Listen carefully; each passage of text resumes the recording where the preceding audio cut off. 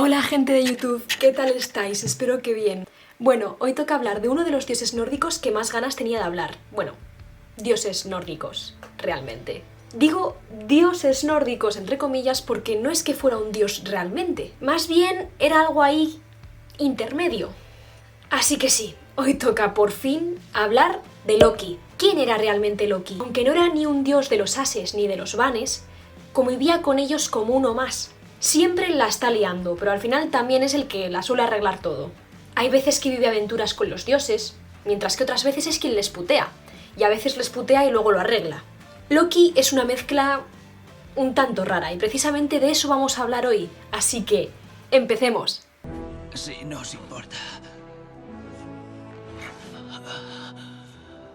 Ahora acepto esa copa. Antes de nada hay una cosa que tengo que aclarar, y es que Loki no es hermano de Thor.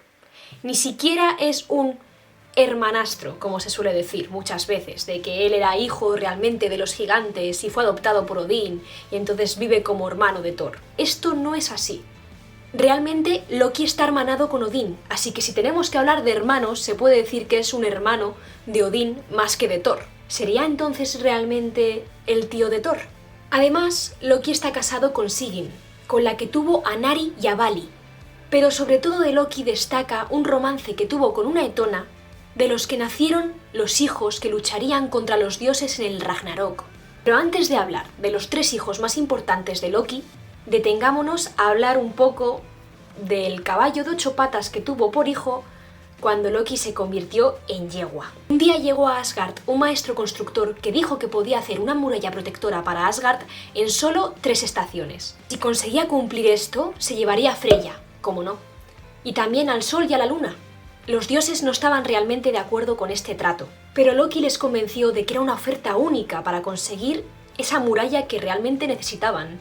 Al final quedaron con el maestro constructor en que construiría esa muralla antes de que llegase el primer invierno. Pero entonces los dioses empezaron a ver cómo el maestro constructor cumplía su palabra, sobre todo gracias a un caballo que tenía. Y entonces fue cuando se empezaron a enfadar más y más con Loki. Cuando solamente quedaban unos días para que fuese a ganar el trato, Loki tuvo que actuar. Y así fue como se convirtió en yegua. Una yegua que consiguió distraer al caballo del maestro constructor que le había estado ayudando durante todo este tiempo. Y así fue como el maestro constructor no ganó la apuesta y además resultó ser un gigante de las montañas. Meses más tarde de todo esto, Loki volvió con un potrillo de 8 patas que se llamaría Sleipnir y que se convertiría en el caballo de Odín y en el más fuerte y veloz de todos. Pero pocas veces se recordaba el origen de Sleipnir a Loki, ya que realmente este hecho pues resultó un poco embarazoso para él. Pero además de Sleipnir, Loki tuvo otros 3 hijos que merecen una especial mención, sobre todo porque cumplen un gran papel en el Ragnarok, que es, como sabemos, el final de los dioses. Estos hijos Loki los tuvo con Angbroda, que es una etona. Uno de los hijos que tuvo con esta etona fue Jormundur. Este hijo básicamente era una serpiente que escupía veneno y que tiraron al mar. Esa serpiente siguió creciendo dentro del mar y se convirtió en aquella que rodea el mundo y que solamente saldrá cuando tenga que luchar en el final de los dioses contra los dioses. La segunda de los hijos de Loki fue Hel, que tenía una mitad humana y hermosa y la otra mitad putrefacta. A Hel le cedieron el reino de los muertos, allá donde van aquellos que han muerto y no lo han hecho en batalla. Así que como podemos ver, al contrario de lo que vemos en las películas de Marvel, donde Hel es hermana de Thor y de Loki y es una de las hijas de Odín, Hel realmente es una hija de Loki. El tercer hijo de Loki fue Fenrir. Al principio Fenrir era un pequeño lobezno criado entre los dioses, pero poco a poco fue creciendo hasta que los mismos dioses llegaron a temerlo.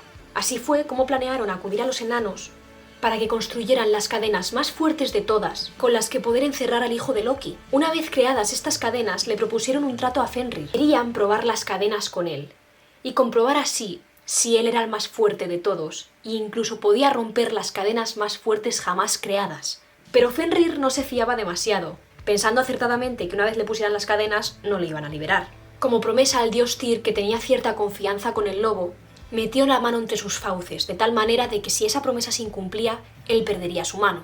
Y esto fue realmente lo que ocurrió. Tyr perdió su mano, y Fenrir quedó atrapado en esas cadenas hasta la llegada del Ragnarok, que fue cuando realmente consiguió liberarse. Y estos son los hijos más temidos de Loki, aunque realmente el propio dios ya la liaba de por sí. Al principio los dioses soportaban bastante bien las jugarretas de Loki, pero todo esto cambió tras la muerte de Balder, del que hablé ya en una ocasión en un vídeo que puedes ver por aquí. Además, después de eso, Loki se había dedicado a insultar a todos los dioses y a llamarles de todo. Y así fue como Loki se tuvo que esconder durante una temporada bastante larga, convertido en salmón. Pero al final los dioses consiguieron atraparlo con una red que por cierto fue la primera que se usó y que fue inventada por el propio Loki, que había estado haciendo pruebas de cómo podía ocurrir que le capturasen y qué podía hacer para liberarse. Y los propios dioses habían encontrado la prueba de la red y la habían usado para atrapar al salmón Loki. Una vez atrapado, los dioses decidieron castigarlo después de todo lo que había hecho, sobre todo, como decíamos antes, la muerte de Balder. Lo encerraron en una cueva, atado y con una serpiente encima, tirando veneno sobre él. Su mujer se quedó ahí con él, con un cuenco con el que evitaba que el veneno llegase a tocar a Loki. Pero cada vez que el cuenco se llena y tiene que irse a tirarlo, un poco de veneno cae sobre la cara de Loki, y entonces él grita y la tierra tiembla. Y ahí es donde Loki seguirá, hasta el Ragnarok, hasta el final de los dioses, cuando finalmente, al igual que sus hijos, consiga liberarse y salga a luchar contra esos dioses con los que una vez compartía la mesa. Y esta es la verdadera historia de Loki, un personaje con muchas luces y con muchas sombras, que a veces ayuda y otras veces no, pero cuyo final, como podemos ver, es un tanto triste porque al final acaba siendo relegado de esa Asgard donde vivía con el resto de dioses y se acaba volviendo un enemigo de los mismos. Y con esta historia ya nos vamos acercando a comprender un poco qué era el Ragnarok y por qué sucedió. Y os prometo que dentro de poco hablaremos en profundidad sobre ese Ragnarok que ya hemos estado mencionando en los anteriores vídeos. Y eso es todo por hoy. Si os ha gustado, no dudéis en suscribiros, dar like, comentar y nos vemos en el próximo vídeo. ¡Besi!